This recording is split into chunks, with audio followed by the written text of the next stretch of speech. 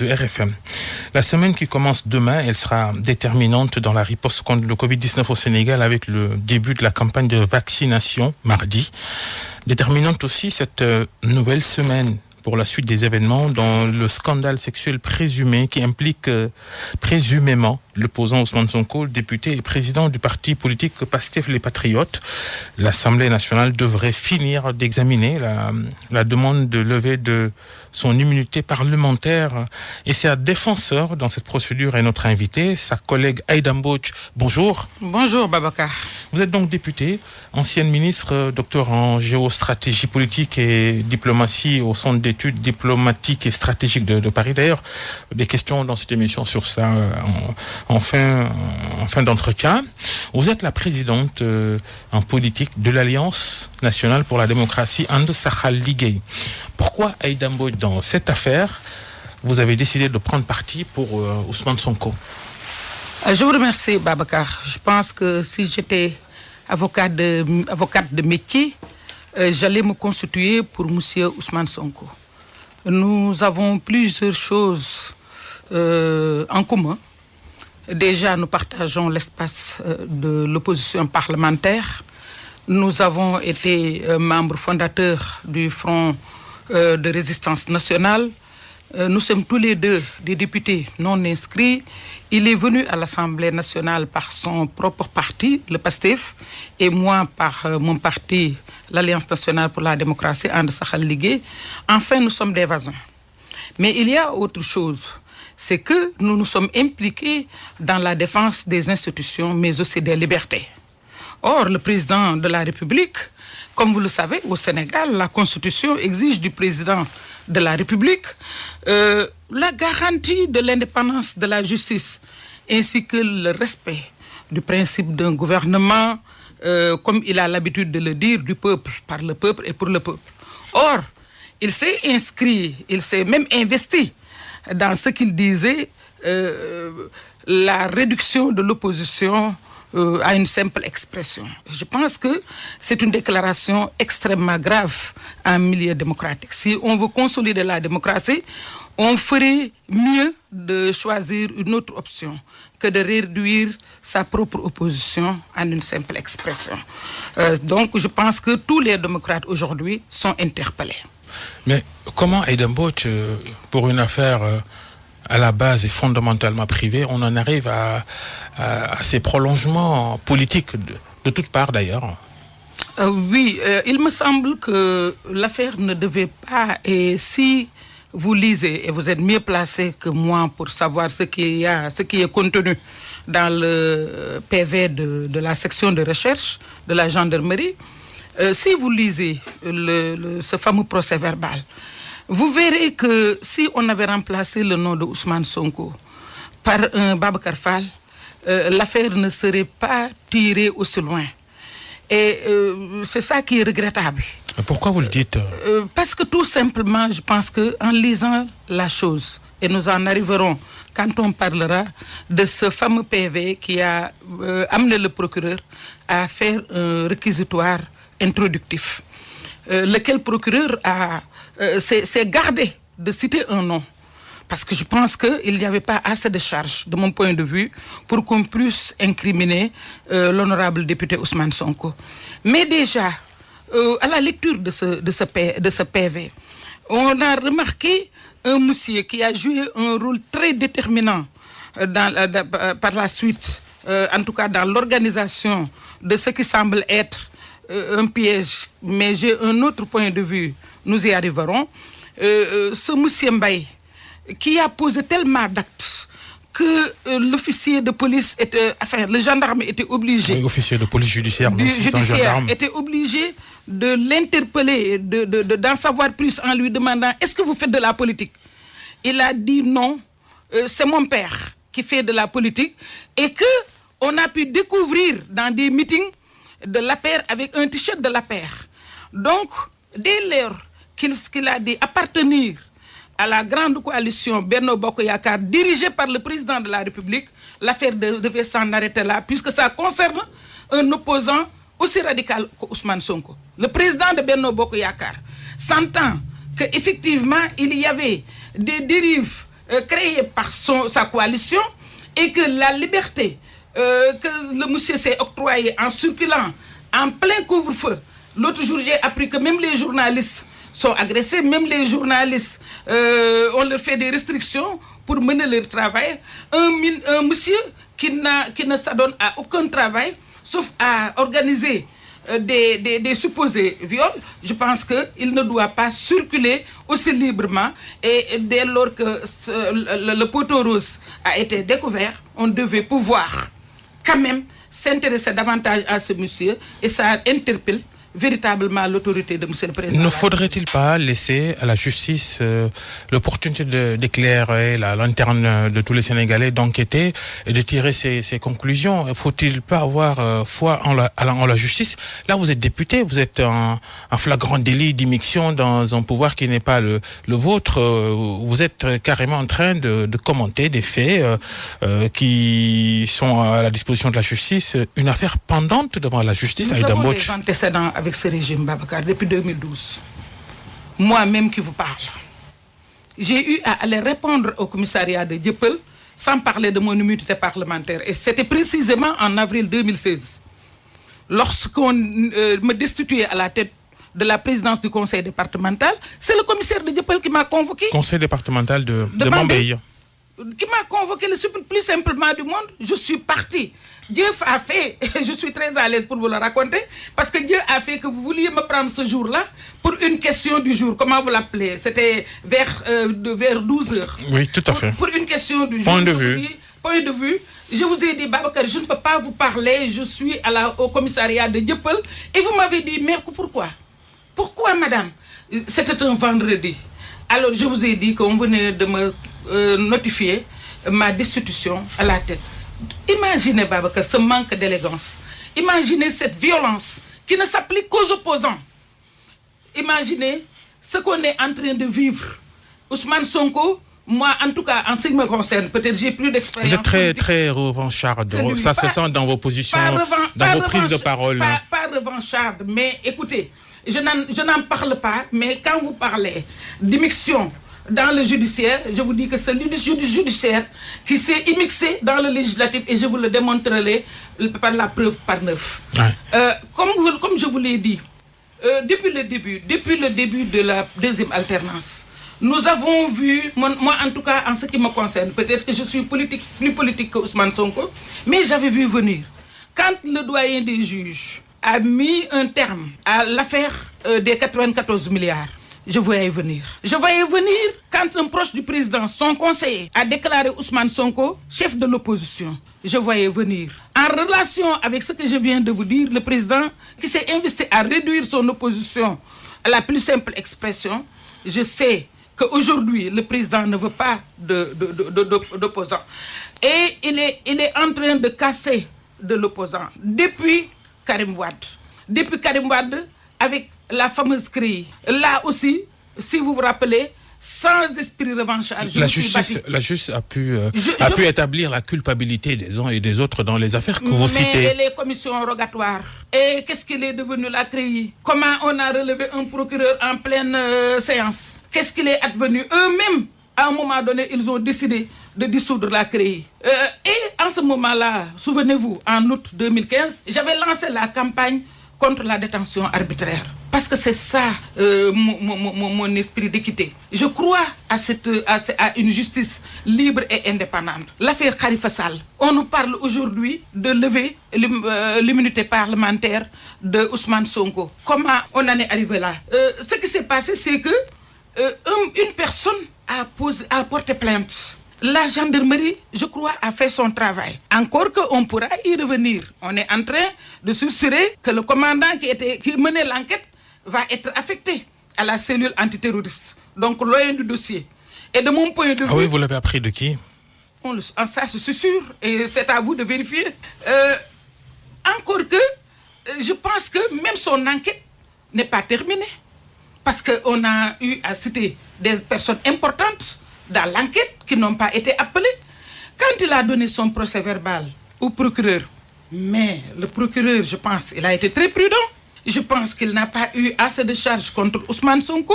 Peut-être les éléments constitutifs n'était pas au rendez-vous. Et qu'est-ce qui s'est passé? C'est que le procureur a fait un réquisitoire introductif qu'il a adressé tout simplement au juge d'instruction.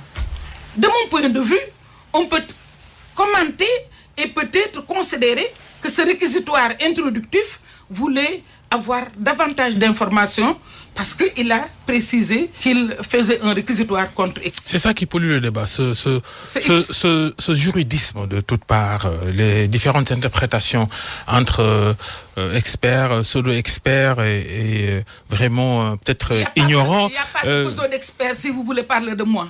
Non, je parle pas de vous. Je parle de l'ambiance générale dans l'opinion. Chacun se fait sa philosophie, sa religion sur une question judiciaire. La justice, quand elle veut entendre un député, elle demande à ce qu'on lève son immunité parlementaire. Pourquoi ce député?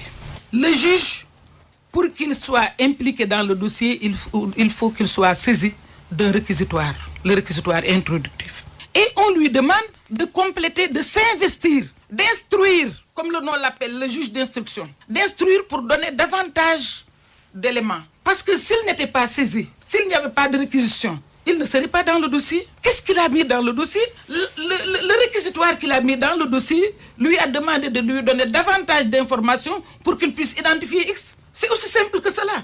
L'audition d'Ousmane Sonko va permettre d'avoir davantage d'informations. Mais pourquoi Ousmane Sonko après X, Babacar? Pourquoi Ousmane Sonko?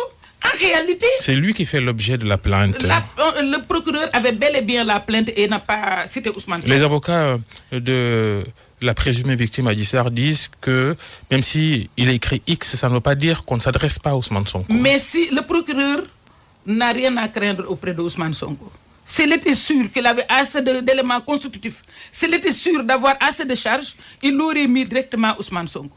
Il aurait mis Ousmane Sonko, ça n'arriverait pas au juge d'instruction, voyez-vous. Parce que le procureur, avec le procureur général qui appartiennent au parquet, sont les pendants de l'exécutif. Donc c'est eux, les représentants du ministre de la Justice dans la justice. Donc, il se serait tout simplement contenté d'envoyer la requête au procureur général qui va le transmettre au garde des Sceaux qui, à son tour, va saisir l'Assemblée nationale en tant que pouvoir judiciaire. Alors, qu'est-ce qui est irrégulier dans la procédure actuelle de lever... C'est que même le juge d'instruction, en transmettant le dossier au procureur général, alors que nous, ce qui nous rassure, c'est que quand même un juge du siège qui prend son indépendance vis-à-vis de l'exécutif, ça nous rassurerait. Parce qu'on sait que le parquet est là pour l'exécutif. Mais ce qui s'est passé, c'est que lui, il a préféré enjamber et faire abstraction du réquisitoire du procureur qu'il a simplement cité. Il l'a cité. Et nous, au niveau de l'Assemblée, nous avons essayé d'avoir le maximum d'informations et d'utiliser ces informations pour protéger notre collègue. Pour nous protéger d'abord. Parce que ce qui se passe, et je vais vous le démontrer, c'est que si cette affaire-là, de lettre du juge d'instruction, qui écrit sans preuve pour demander l'immunité parlementaire d'un député, on a déjà désacralisé l'immunité parlementaire, mais ça va de mal en pire. On n'en est pas là, peut-être. La justice a besoin d'entendre Ousmane Sonko. Mais on en est là, mais pour entendre Ousmane Sonko, il faut que Ousmane Sonko soit coupable ou bien soit incriminé. Or, rien ne l'incrimine. Le PV de gendarmerie a parlé d'incohérence, lui-même ne se situe pas. Il faut qu'on enquête, il faut qu'on l'entende puisqu'il est accusé. Mais le procureur...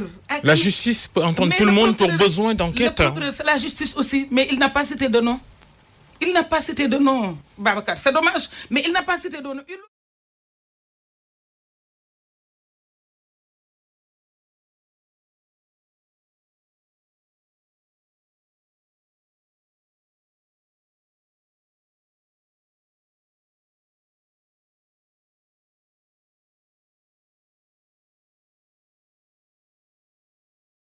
Ce fameux médecin qui aide à circuler la nuit ainsi que l'avocat.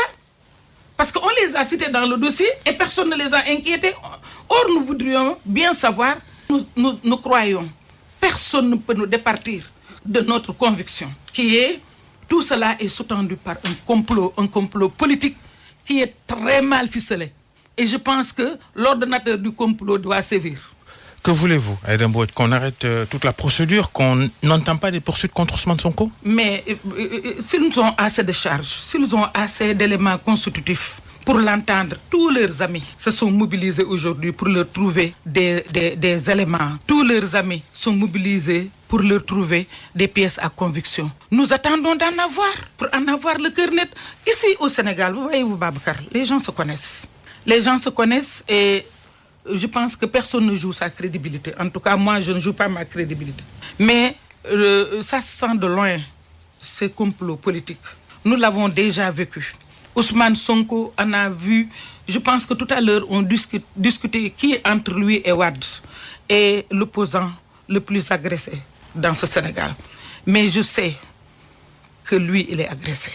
Vous pensez qu'il est plus agressé qu'Abdoulaye Wade, de 26 ans d'opposition, plusieurs séjours en prison? Abdoulaye Wade a fait un temps que Ousmane Sonko n'a pas eu le temps de faire.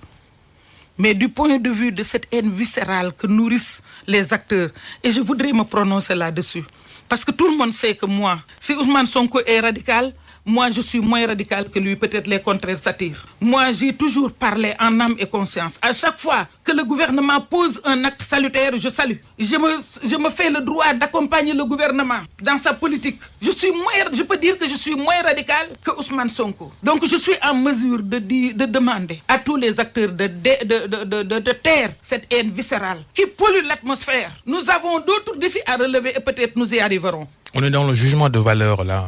On n'est pas... Moi, je pense que je suis une voix autorisée. Je suis acteur, comme tout le monde. Je ne dis pas actrice. Je suis acteur majeur dans le dispositif politique. Dire que Ousmane Sonko est plus brimé, embêté qu'Abdoulaye Wade... Non, je ne l'ai pas dit. Je ne l'ai pas dit.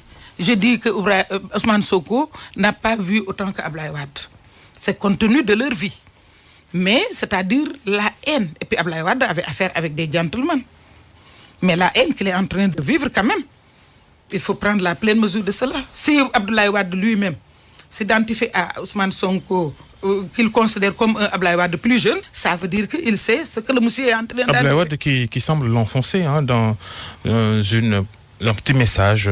Il demande aux députés du PDS de ne pas voter la levée de l'immunité parlementaire d'Ousmane Sonko, mais en même temps, il souligne une naïveté du leader de PASTEF qui est tombé dans un piège qu'on lui aurait tendu selon les propos de Wade. Il le culpabilise en quelque sorte, non? Un peu. C'est votre lecture. Quelle est votre lecture? Moi, la mienne, c'est autre chose. Abdoulaye Wade est un Sénégalais. Un Sénégalais qui vit le Sénégal. Un Sénégalais qui prend la pleine mesure de ses responsabilités. Sa responsabilité aujourd'hui, c'est de conseiller, de donner des conseils. Sa responsabilité aujourd'hui, c'est de savoir que lui seul peut dire certaines choses. Lui seul peut dire certaines choses. Son âge le lui permet. Son expérience le lui permet. Mais il faut lire entre les lignes l'affection qu'il a pour Ousmane Sonko. Moi, j'étais ministre d'Abdoulaye Wade. Et Abdoulaye Wade, il est spontané. Il est naturel. Il dit ce qu'il pense parce qu'il ne triche pas. Il considère Ousmane Sonko comme son petit-fils. Il doit lui donner des conseils. Il doit lui prodiguer des conseils. Il doit lui demander de se méfier. Il les connaît mieux que Ousmane Sonko. Il a vécu avec eux. Il a presque éduqué ces gens-là qui veulent du mal à Ousmane Sonko. Donc je pense que c'est ça son langage. C'est ça qu'on attendait de lui. C'est-à-dire ses conseils qui vont être bénéfiques pour Ousmane Sonko, mais bénéfiques pour nous autres. Abdoulaye Wade et les autres, on a l'impression que l'opposition est en train de se repositionner par rapport à une éventuelle condamnation d'Ousmane Sonko. Peut-être, c'est pas un peu ça, le comportement de certains. Vous croyez en âme et conscience que Ousmane Sonko pourrait être condamné? Non, j'ouvre des fenêtres. Nous, on ne les différentes hypothèses. On ne croit pas. Nous, on est à équidistance de tout cela. On croit qu'à un certain moment, le complot pourrait se fissurer. Parce que, imaginez-vous, l'un des avocats de Ousmane Sonko a reçu un SMS et on peut dire qu'on peut même s'inscrire dans une dynamique déiste pour croire que Dieu est avec Ousmane Sonko. Parce que le SMS qui avait planifié la stratégie qu'on avait élaborée contre Ousmane Sonko a bel et bien dit que DSK, on va le traîner dans la boue, mais pas de condamnation parce que ça risque de chauffer le pays. Ça, on a eu ce SMS qu'on a envoyé à quelqu'un d'autre. On s'est trompé pour l'envoyer à l'avocat de Ousmane Sonko. Aïda Mbodj, l'invité du grand jury, vous avez été à 2 reprises ministre de la Femme. Qu'est-ce que vous faites des droits d'Adji Sarr? Vous, la grande militante de la protection de la femme, on a l'impression que vous avez choisi le camp de la politique au détriment du camp des droits des femmes dans cette affaire-là. Vous n'en parlez pas, Adji Sarr, la présumée victime? On ne m'a pas donné la possibilité de défendre Adji Sarr. Je voudrais bien la voir. Mais même sa famille, et c'est vous, Babacar, à la RFM. Vous pouvez dire que le pain chaud se mange à la RFM. Mais c'est vous, de par votre reportage, où j'ai su que même la famille de Adji Sarr n'arrive pas à avoir de contact avec Adji Sarr. Je l'ai écouté à la RFM, ça fait pas 3 jours. Ça n'a pas dit grand-chose. Ça veut dire que Adji Sarr... Dans ce dossier-là, ça ne veut rien dire. Ça veut dire que c'est extrêmement important. Ça veut dire que Adji Sarr, qui a besoin aujourd'hui de sa famille, qui a besoin de Aïda Mbodj, qui a beaucoup plus d'expérience qu'elle, ça veut dire que Adji Sarr, pour qui on a ratifié des conventions, si toutefois ce qu'elle est en train de dire est vrai, parce que, comme vous le savez, nous avons ratifié le protocole de Maputo en novembre 2004. Je me suis engagé en octobre 2004 à Addis Abeba. À mon retour, j'ai demandé à Wade de faire ratifier le protocole de Maputo qui protège Adji Sarr en ses articles 3 et 4 et même 5, qui donne à Adji Sarr des droits d'être encadré, qui donne à Adji Sarr des droits d'être soigné. Si toutefois, parce que je dis toutefois, malheureusement, des mains inconnues ont retenu Adji Sarr. Même sa propre famille n'arrive pas à avoir la main sur elle. Je voudrais bien, effectivement, m'acquitter de mon devoir. Malheureusement, ces gens-là, d'ailleurs, ce que je dis, j'alerte. Qu'est-ce que vous dites? Que c'est le pouvoir qui manipule Adji Sarr? Je ne sais pas si c'est le pouvoir qui prend Adji Sarr et qui la prive de sa famille. Je ne sais pas. Mais en tout cas, il y a des forces tapées dans l'ombre. Des forces qui ont beaucoup de force. Excusez-moi. Ce ministère que vous avez dirigé des années, ce ministère que vous avez dirigé des années, le ministère de la Femme, à travers une de ses directions, a même publié un communiqué pour rappeler qu'il faut davantage protéger les femmes. Pourquoi vous ne prenez pas cette position? Les femmes vont être protégées, Babacar. Mais aujourd'hui, qui a Adji Sarr? Cette direction devait sonner l'alerte pour dire que Adji Sarr est une victime qui est en danger. Parce que ces gens-là, ces kidnappeurs ne vont pas la laisser. Parce que Adji Sarr, vous savez très bien, compte tenu de tout ce qu'elle a dit, compte tenu de tout ce qu'on a noté dans le PV de la section de recherche, Adji Sarr ne pourra pas tenir trop longtemps. Et si vous envisagez d'organiser des débats avec elle, il faudrait la préparer. Parce que je ne suis pas sûr qu'elle pourrait faire face dans un procès devant des ténors du barreau pour répondre à leurs questions et effectivement leur permettre de remonter jusqu'au commanditaire. Donc, Adji Sarr aujourd'hui est une fille à protéger. Elle est à encadrer. Qu'est-ce que vous voulez dire, Aïda Mbodj, qu'elle a accusé à tort Ousmane Sonko? Je n'ai pas dit ça. Je n'ai pas de preuves pour ça. Mais en tout cas, le procès verbal que la section de recherche a présenté et le procès verbal issu de sa plainte n'a pas permis au procureur de charger Ousmane Sonko. N'a pas donné assez d'éléments constitutifs. Et il y a beaucoup de zones d'ombre que l'enquête devait pouvoir éclairer. Mais l'enquête n'est pas terminée, puisque ça va en instruction. Donc on a dessaisi le commandant. Est-ce que tout le monde ne devrait pas justement attendre les conclusions de l'enquête, la tenue d'un éventuel procès ou pas, pour tirer les... Mais nous-mêmes, on a demandé des éléments d'information.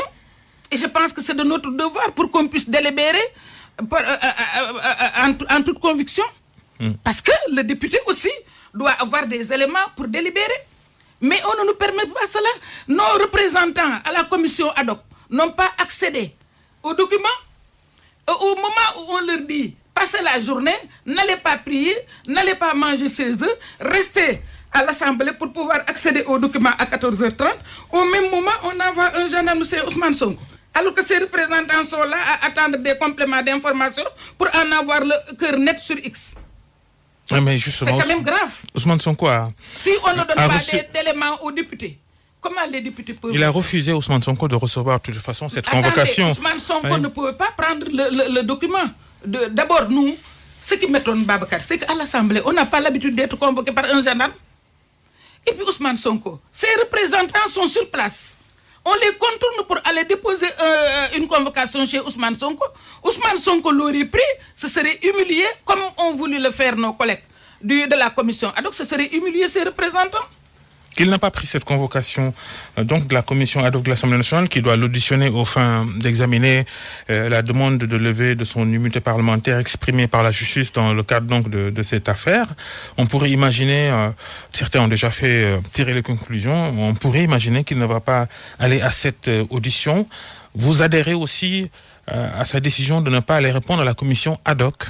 Babacar, je voulais qu'on tire toutes les conséquences de ce qui est arrivé vendredi à l'Assemblée nationale.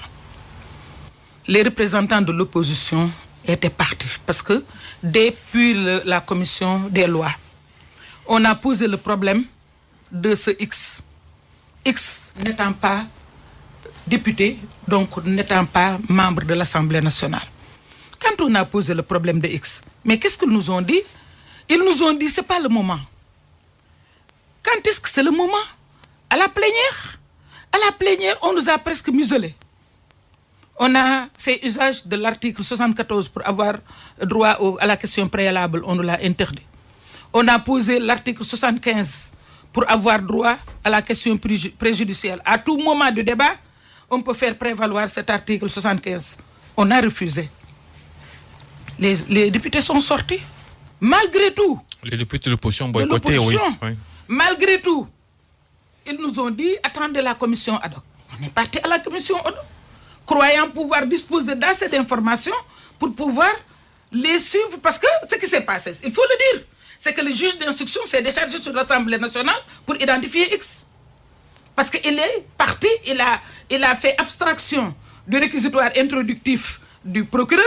Il n'a pas voulu, lui, faire une instruction préparatoire, mais il s'est contenté d'envoyer tout le dossier à l'Assemblée nationale, en passant bien sûr par la voie hiérarchique. Et l'Assemblée nationale, qui est comme une assemblée aux ordres, se met à vouloir écouter Ousmane Sonko, c'est-à-dire il va appartenir à l'Assemblée en écoutant Ousmane Sonko de donner des informations au pouvoir judiciaire. Vous croyez que ça c'est normal? Alors que faites-vous de la séparation des pouvoirs qui est consacrée par la Constitution du Sénégal? Que faites-vous de la présomption d'innocence? On dit X, on tape sur Ousmane Sonko pour dire que c'est Ousmane Sonko X. Nous ne sommes pas d'accord et nous ne serons pas d'accord.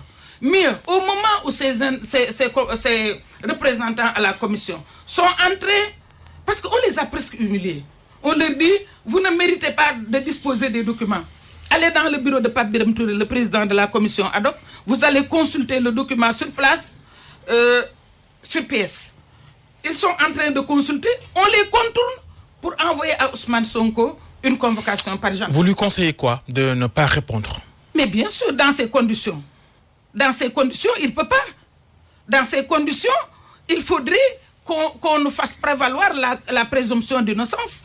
Dans ces conditions où l'Assemblée veut être utilisée comme faire valoir et donner, effectivement, faire le travail du juge d'instruction, je ne suis pas d'accord sur ce que fait l'Assemblée. Et si l'Assemblée est d'accord pour le faire, nous n'avons qu'à prendre nos propres responsabilités. Ça n'empêchera pas la procédure de se poursuivre. De toute façon, surtout avec leur majorité. Ça, on le sait depuis lors. Mais on ne va pas légitimer cette mascarade. C'est une mascarade qu'on ne va pas légitimer. On ne va pas leur donner le cutus. Ils n'ont qu'à en tirer toutes les conséquences et répondre devant l'histoire, devant l'opinion. Et de toute façon, ce n'est pas la première fois. On a toujours désacralisé l'immunité parlementaire. On n'a jamais convoqué la levée de l'immunité parlementaire du député pour une cause juste, ni pour une cause utile. On l'a toujours fait pour des raisons politiques. Comme vous le savez, le plus douloureux, c'est la levée de l'immunité parlementaire de Khalifa Sall. Qu'est-il advenu de cette immunité parlementaire? D'abord, Ousmane Ngom. On a levé l'immunité parlementaire de Ousmane Ngom. Vous le lui avez rappelé, je me rappelle très bien lors de votre face-à-face. On a enlevé son immunité parlementaire. Il a rejoint le président avec interdiction de sortie du territoire. Le président l'amène en Guinée. Aujourd'hui, Khalifa Sall, qui était détenu, tous ses co-détenus ont repris leurs fonctions avec les mêmes prérogatives, avec les mêmes fonctions, avec la même stature, et Khalifa Sall, qui a vu son mandat à la mairie de Dakar retiré, qui s'est vu radié au niveau de l'Assemblée nationale, parce qu'il est politique, parce qu'il a des ambitions.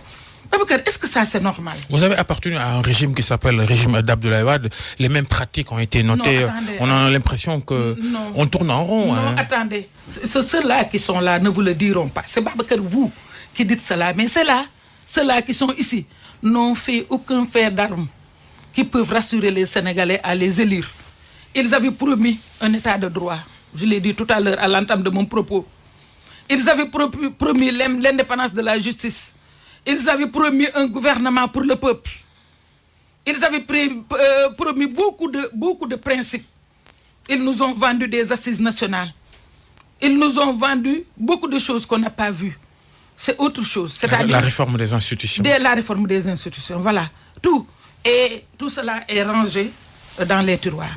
Mais au-delà des polémiques politiciennes autour de cette affaire-là, pourquoi vous ne vous intéressez pas ensuite au fond de cette affaire Ousmane Sonko à Adji Sarr? Vous dites Ousmane Sonko, il est important pour la démocratie.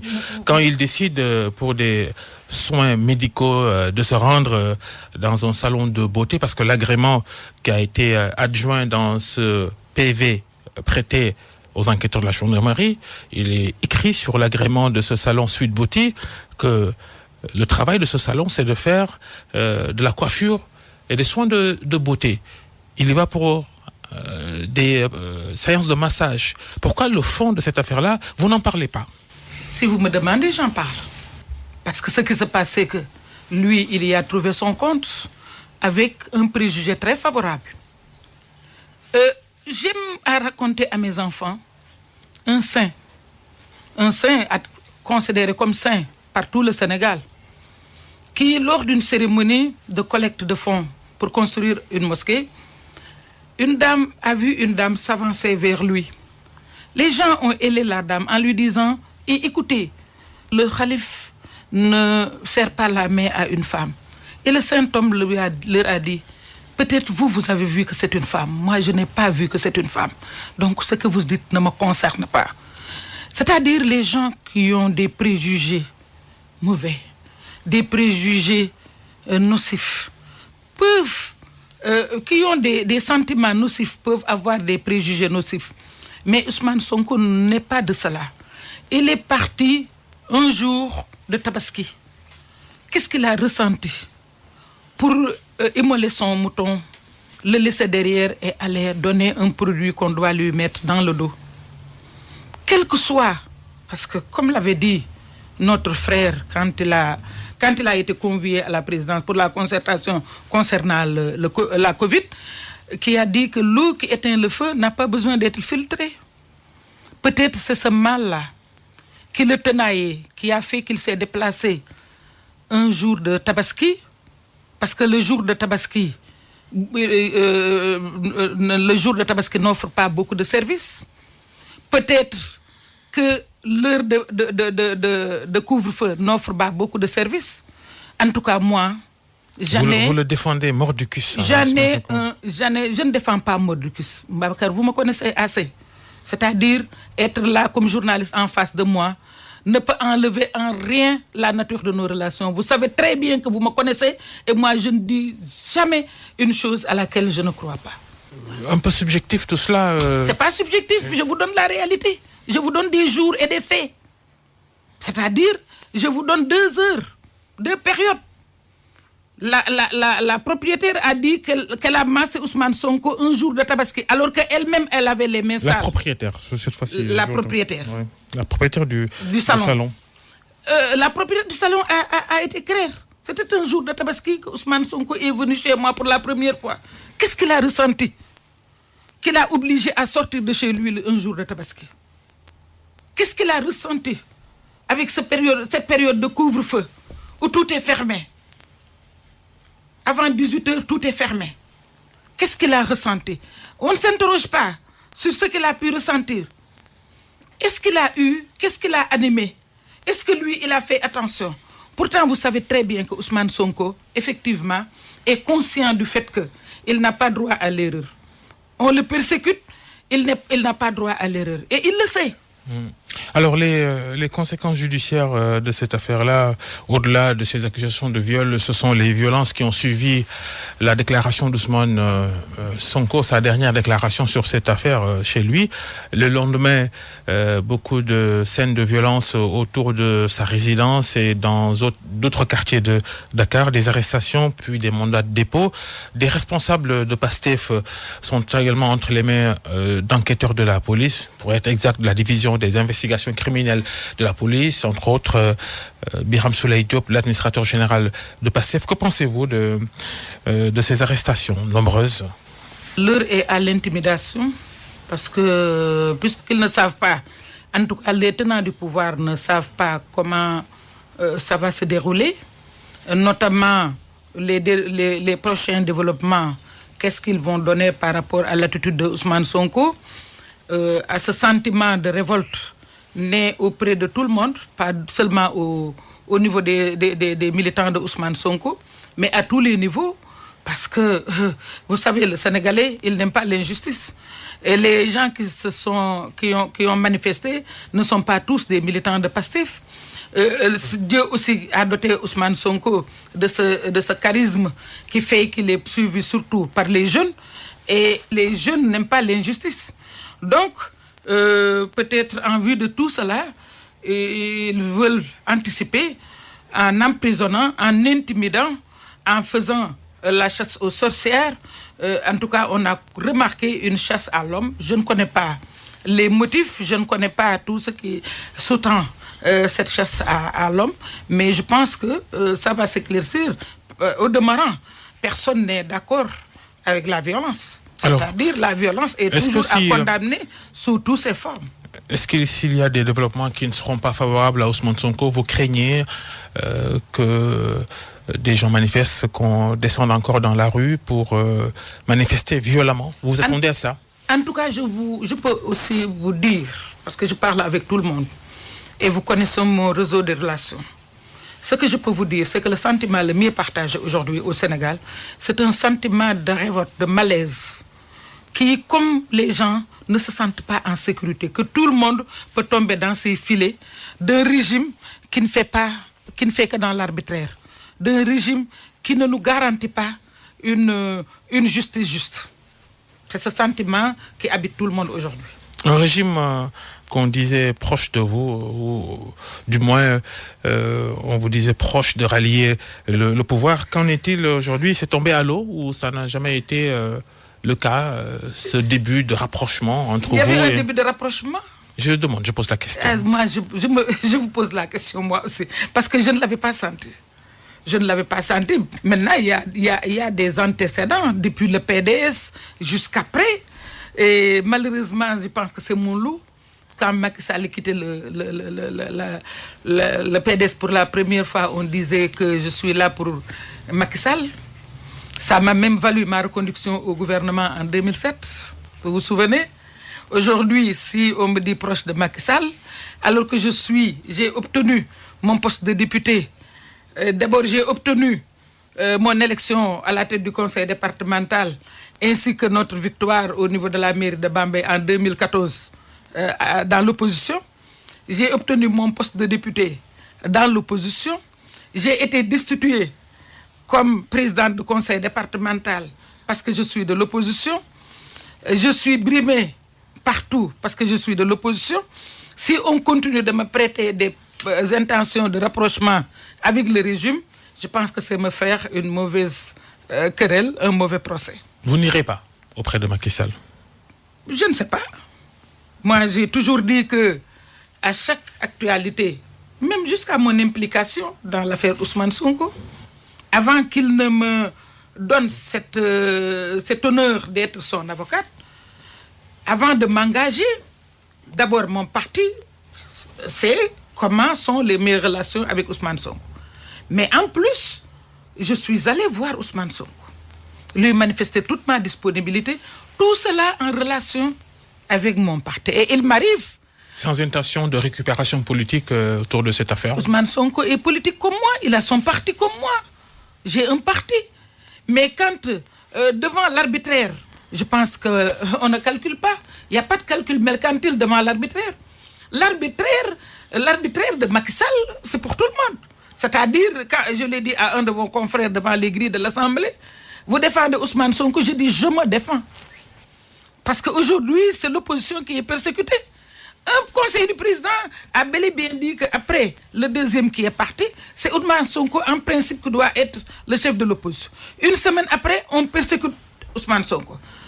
Donc, rien ne nous empêche de penser que le président est toujours dans cette dynamique. Vous pensez aussi que l'opposition a sa plus... anéantir l'opposition pour tenter le troisième mandat, pour vous, par exemple? Moi, Babacar, je pense que tout le monde sait que je n'avais jamais prêté ces intentions au président. Vous pensez qu'il ne va pas le faire? Je l'ai toujours dit. Parce que je le connais, un temps soit peu, et j'ai toujours dit qu'il ne va pas le faire. Il est assez conséquent pour ne pas tenter un troisième mandat. Je l'ai toujours défendu. Mais maintenant, avec les actes qu'il pose, avec ces armes qu'il déploie, ces armes non conventionnelles au bas de la ceinture, bon, je ne sais plus. Je ne reconnais plus. Vous commencez à douter de... Je doute de ce que je savais de lui. Aïda Mbodj, on va parler d'un autre sujet, sans doute le plus important, mais malheureusement, la force d'une actualité peut-être injustement sur les autres. On parlait santé, Covid-19. Le maintien du couvre-feu à Dakar et Thiès entre 21h et 5h du matin. Prorogation donc de la mesure jusqu'au 20 mars, comme l'a annoncé hier le ministre de l'Intérieur, Antoine Diome. Les contaminations au coronavirus qui restent très très importantes malgré ces différentes mesures. Babacar, je pense qu'aujourd'hui, je vous disais tout à l'heure que je m'engageais à lutter cet arbitraire au nom de la défense des institutions et des libertés. Mais au nom de l'union des cœurs pour faire face à cette pandémie. C'est une pandémie qui ne nous attend pas. Nous nous occupons d'autres choses, mais je pense que c'est le seul combat qui va être porté.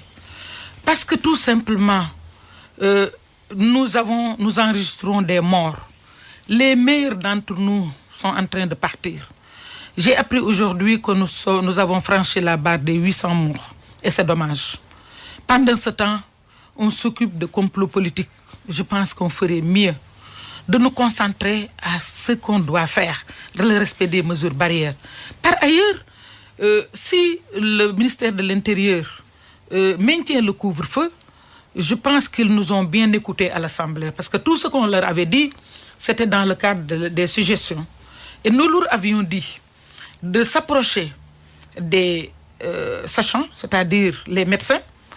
En France, il y a bel et bien l'état d'urgence sanitaire, mais qui est accompagné de la surveillance bienveillante du comité scientifique médical. Et c'est le comité scientifique qui détermine l'heure du couvre-feu et qui détermine la façon de le faire. Là aussi, j'avais interpellé pour parler de l'ordre des médecins. Il y a le CGE, le comité pour les épidémies. Le CNGE. Le CNGE. Je pense que ce CNGE-là, avec l'ordre des médecins, doit pouvoir nous déterminer les contours du couvre-feu. Est-ce que c'est à partir de 21h que le virus est beaucoup plus virulent? Pas efficace pour vous alors Non, c'est-à-dire que je ne dis pas d'emblée que ce n'est pas efficace, mais je voudrais qu'on évalue pour mieux faire. Parce que là, moi je préfère toujours laisser la voix à ceux qui savent ce que c'est. Pourquoi 21h, 5h du matin? Est-ce que c'est à ce moment-là où le système immunitaire est beaucoup plus... Vous voulez qu'on avance l'heure du couvre-feu? Non, pas avancer ou reculer. Moi, je voudrais qu'on évalue avant de maintenir ou de rétrograder ou de surpasser. Il y a une lueur d'espoir avec la vaccination. Le Sénégal qui a reçu un premier lot de 200 000 doses du fabricant chinois Sinopharm. Plus de 6 millions de doses attendues au total les prochaines semaines selon le président de la République. La campagne de vaccination commence mardi. Priorité au personnel de santé et aux personnes vulnérables. Vous êtes optimiste Oui, là, je pense que la classification s'est faite à partir des conseils des médecins. C'est le standard international. C'est le standard international, c'est alors ça. Ça veut dire que cela a des soubassements scientifiques et je pense que c'est parti de là. Ce que je voulais dire, c'est par rapport à l'approche. Qu'on fasse prévaloir une approche communautaire. Qu'on puisse avoir une démarche participative et inclusive. Qu'on puisse parler aux populations. Parce que jusqu'à présent, la communication est très mauvaise et la communication est négative même pour que les gens puissent se vacciner spontanément. Imaginez... On parle beaucoup d'approche communautaire dans la communication, mais les porte-étendards ce qui doivent être les porte-étendards de cette communication communautaire, il faudra aussi peut-être les convaincre de vraiment participer sur le vaccin. On peut les convaincre. Ce serait bien de voir... C'est-à-dire, c'est bien d'écouter, parce que le problème, ce qui rend sceptique aujourd'hui, c'est que, soyez d'accord avec moi, vous êtes un professionnel de la communication, que quand le ministre de la Santé envoie un tweet pour dire que nous avons un don de 200 000 vaccins, tweet retiré après, le lendemain, on a droit à un communiqué qui nous dit que les 200 000 doses sont achetées. Aujourd'hui, le président nous dit que les 200 000 doses sont achetées. Je suis d'accord, je vous dis. Moi, je préfère l'achat que le don. Parce que ça relève un peu de la souveraineté. Donc, je préfère l'achat que le don. Sur le vaccin. Faire autour de ça maintenant. Autour de ça, on a vu tous les chefs d'État dont les pays ont reçu des doses, se faire vacciner en premier. Ici, le président, on s'attend à ça. Est-ce que les chefs religieux aussi ne devraient pas donner l'exemple? Il faut que le président leur parle. Il faudrait que le président leur parle. C'est le président qui doit monter au créneau. Se faire vacciner d'abord et aller parler à ses amis. Que le chef religieux se vaccine aussi? J'en arrive. C'est-à-dire, le président, dès qu'on a signalé la Covid-19 au Sénégal, a appelé les leaders d'opinion. Il leur a parlé. Et je peux affirmer ici que tout le monde s'est impliqué. Tout le monde s'est impliqué sans